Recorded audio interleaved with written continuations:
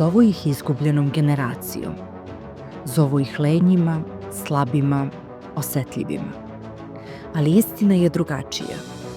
Oni su generacija bola koji nije viđen, ali je stvaran. Odrasli su u svetu u kom se sve meri brojevima, lajkovima, pogledima. U svetu koji im govori budi autentičan, ali ne previše.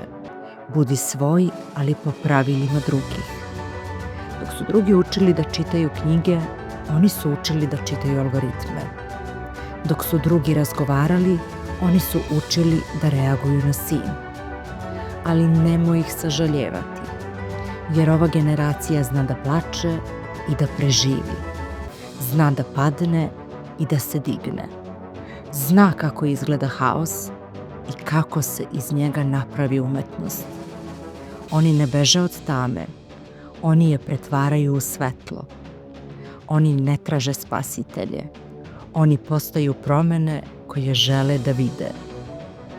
Mi smo generacija Z, poslednje slovo abecede, ali prva linija fronta za novo doba.